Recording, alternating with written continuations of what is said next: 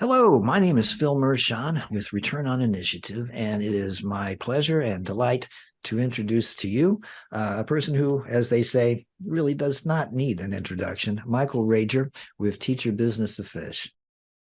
So I wanted to, you are the go-to guy as far as business coaches are concerned.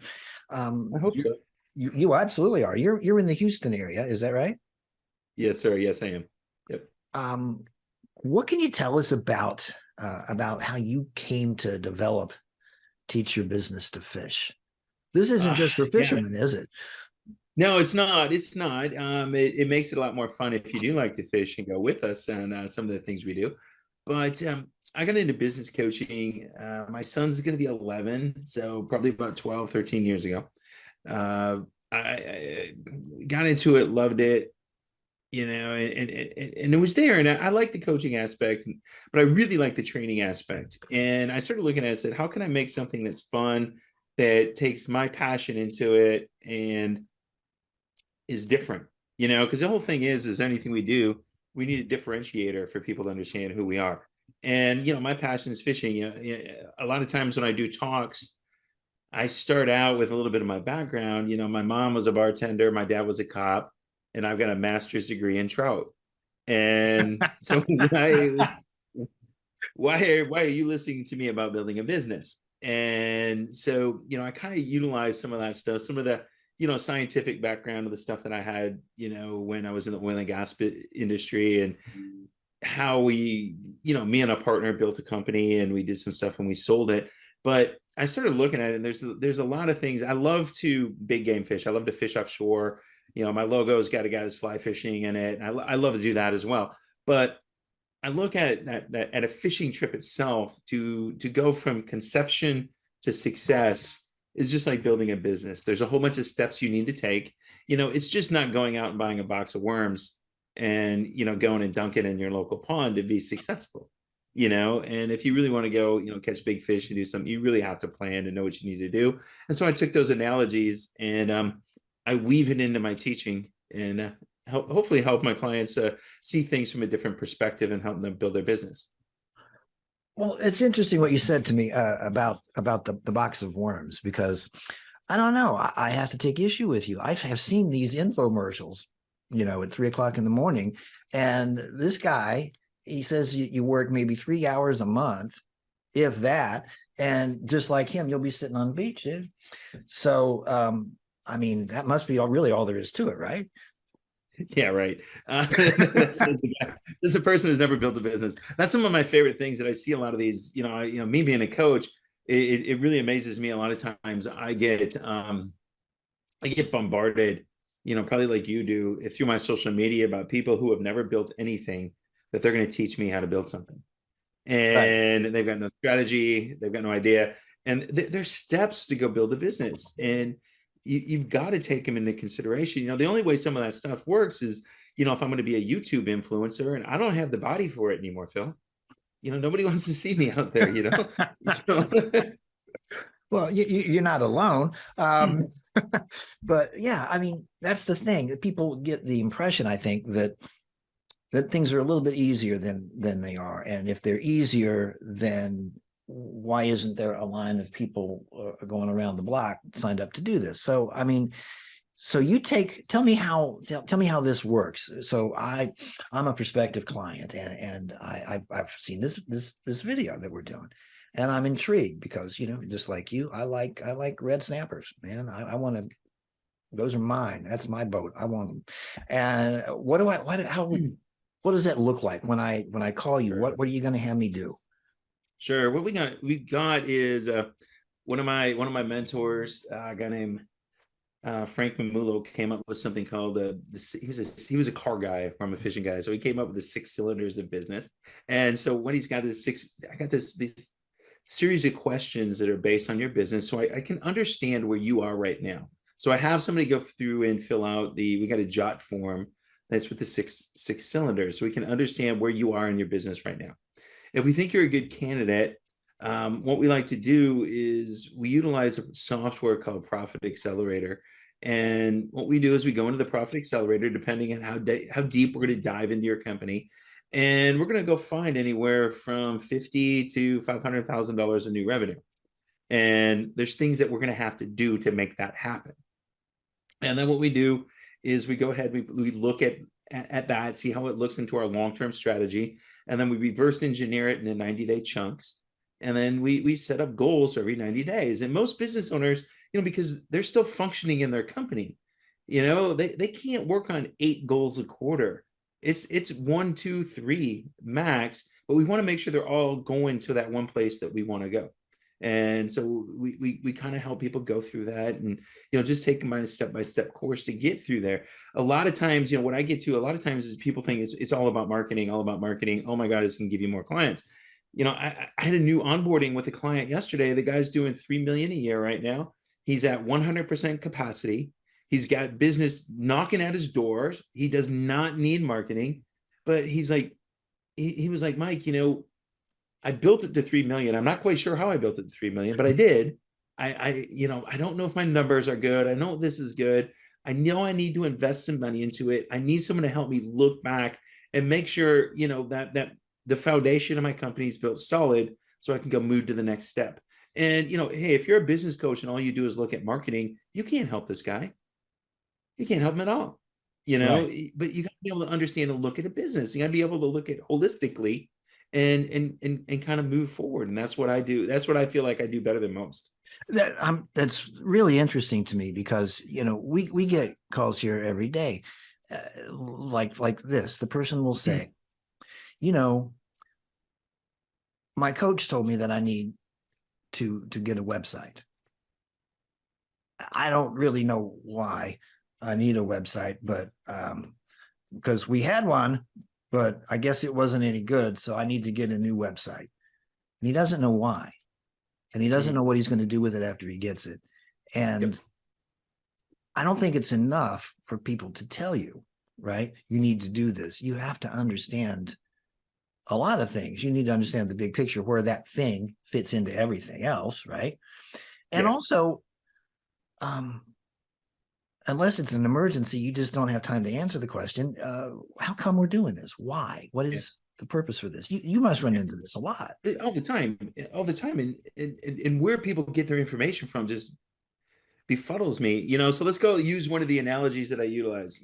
I like to marlin fish, and I really want to fish tournaments. And there's 2 ways to win tournaments, Phil. You can win a tournament by catching the biggest fish, or you can win the tournament by catching the most.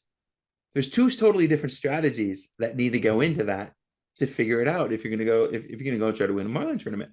And so again, another new client I brought on. He's like, I want to improve my marketing. I want to go here. And he goes, well, I'm going to hire this marketing guy. And I go, well, I'm going to introduce you to 2 other marketing people, and I want you to go talk to them and let them come back with a proposal on why we're going to do, because they understand how I work. Right. It's not just throw tactics out. We need a strategy and what tactics fit in the strategy.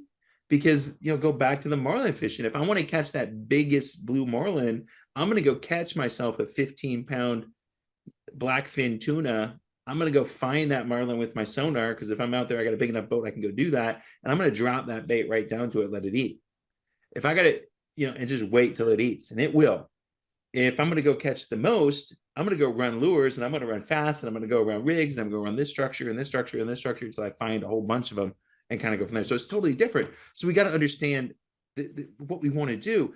This guy, he went out and he got the proposals, and of course my 2 guys were more expensive than the one.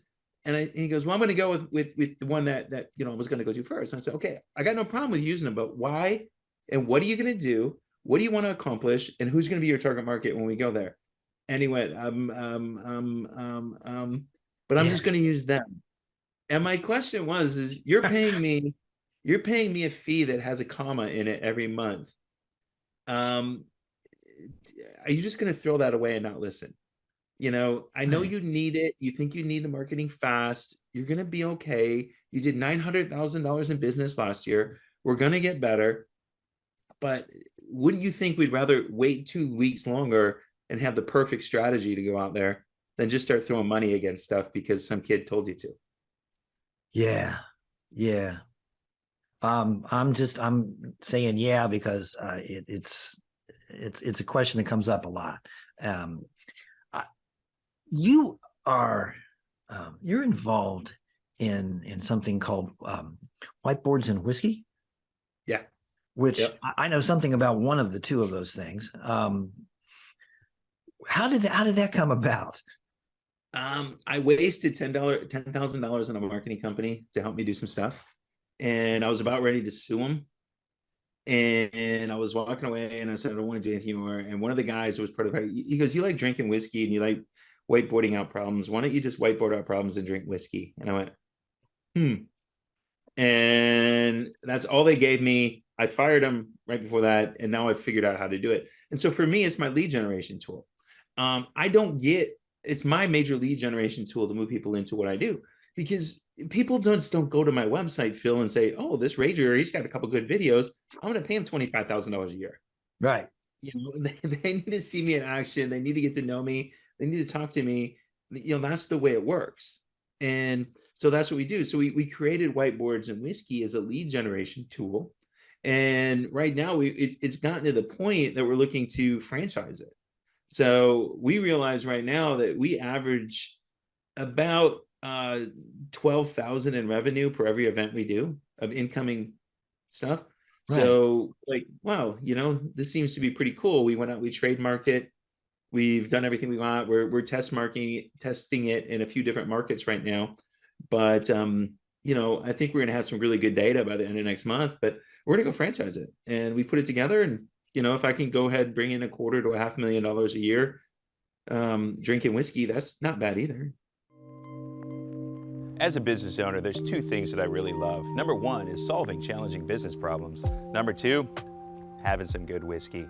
My name is Michael Rager, your business guide. Why don't you come out and visit us once a month on a Wednesday evening where we do Whiteboards and Whiskey. Imagine having 10 to 15 other business owners just like you in a room talking and solving problems. We whiteboard out the most challenging problems that business owners are having today while having a great drink in the process. We have great food, great fun, great people. Michael Rager, your business guide. Whiteboards and Whiskey, come out and join us.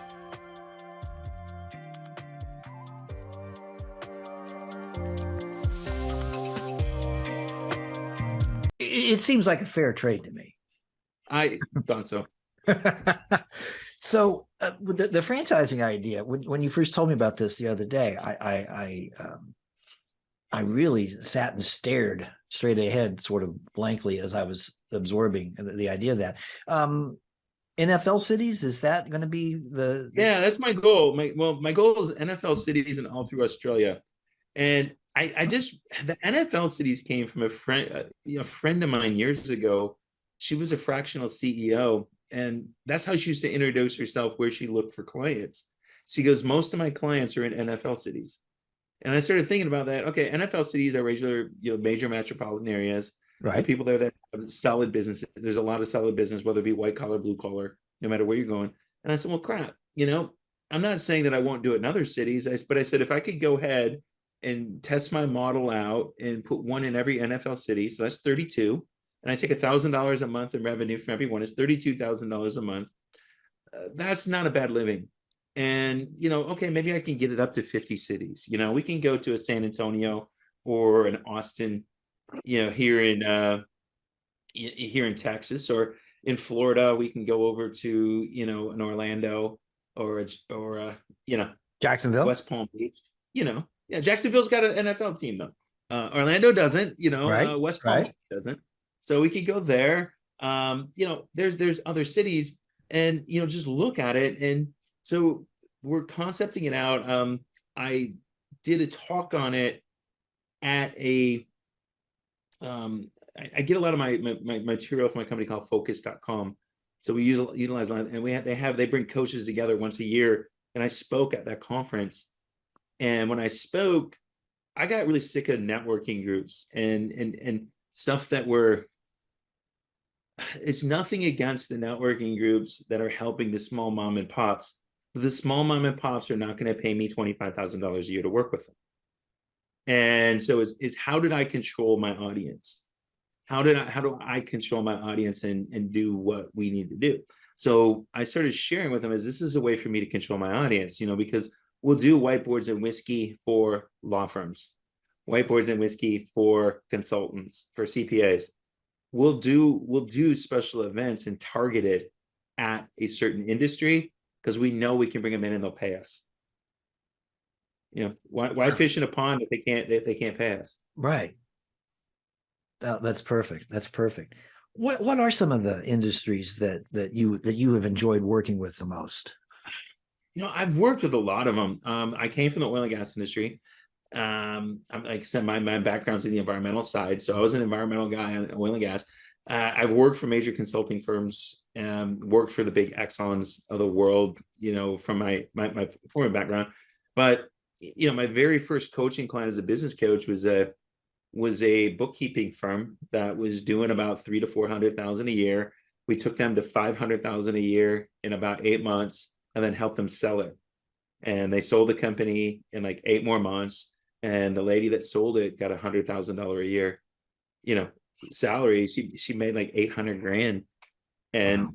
It was kind of fun. But I'm working with some really cool law firms right now that are really growing. I just took on a company. The one yesterday I had, they're a concrete company. They pour concrete.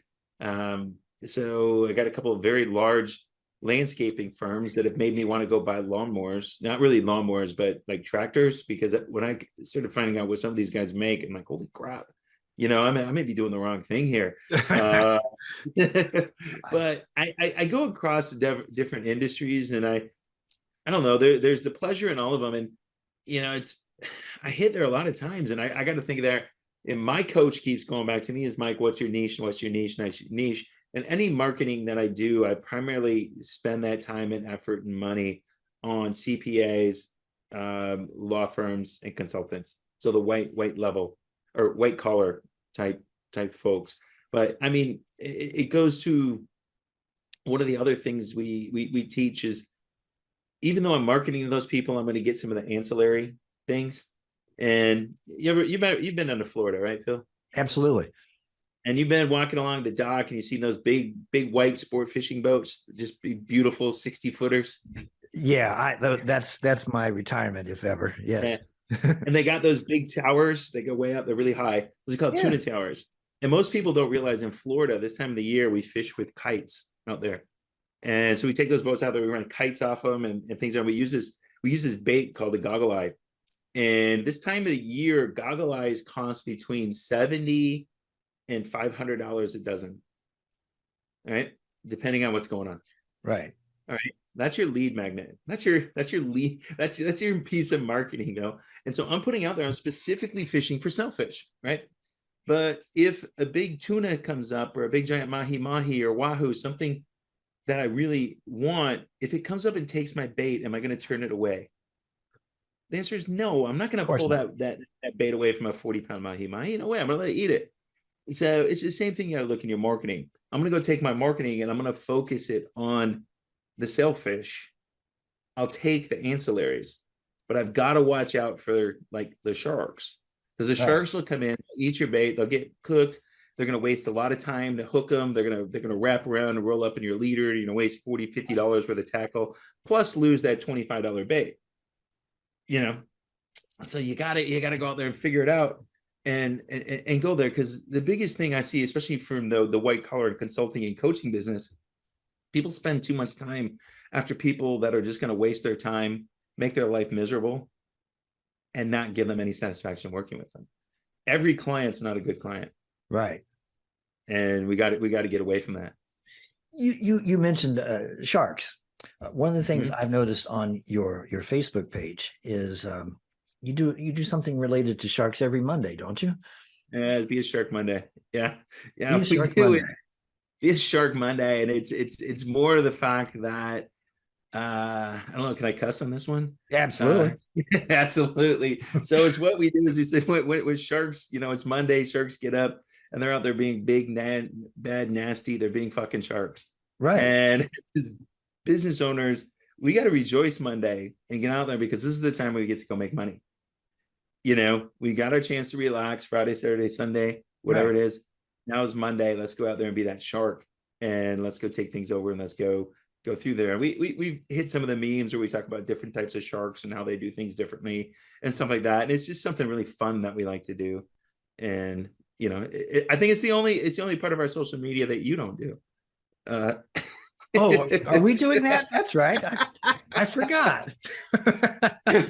Yeah, well, that's you make me look really good in a lot of ways, and and that's just something that Elise and I like doing, and we put it together, and it's fun, and really helps us have a good time. You give us a lot to work with. I was just handed a some homemade bread here, which set up aside. Thank you. Yeah, well, you make it easy to make you look good because you're involved in so many things, and you're obviously very focused. And maybe that's a lead into to this question. If there were one misconception that people would have about business coaching, is that a fair question? What would people? I think they depending on the size of their business, I think the smaller they are, they think we're miracle workers. And it's like one of my referral partners, he's a business broker, and we say that a lot of time we got to go put lipstick on pigs to get them ready for sale. And right.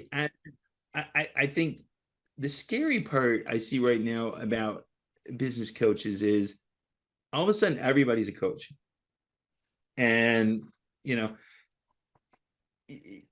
it's so few of them have actually gone out there and they've run businesses and stuff like that. I ended up in Texas because me and a partner built a company, and we sold it to a multinational company. I mean, we sold it to a big company, and I learned a lot in that because my partner made a lot of money, and he essentially sold me. I was in the industry. I was the doer. I had all the connections. I had everything. I helped work. And he was the smart one that understood the business side. So I got sold in 2001, and I decided that was never going to happen again. I did a lot of the back end work, and I said, man, I could have been a bigger part of this. And, that's really what helped me, move through what I was doing. So I really dug into learning, okay, man, here's where I got taken advantage of, or here's where I did this, and here's where we could have done this better, and maybe even got more money. Don't trust me, I got paid, but I didn't get paid really what he got paid. And right. Yeah. Well, since you brought this up, I'm gonna probe a little bit. That kind of situation has its share of victims lying in the road. I mean, a lot of people don't recover from that. They don't know what their next move is. I have talked to people, and I'm sure you have too, and I'll hear this, well, we spent thousands and thousands of dollars on something and it didn't work out, and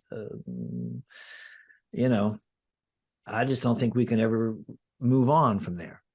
And you can certainly sympathize with the person's plight. Anybody who's lived 30 years on this planet has had something happen to them.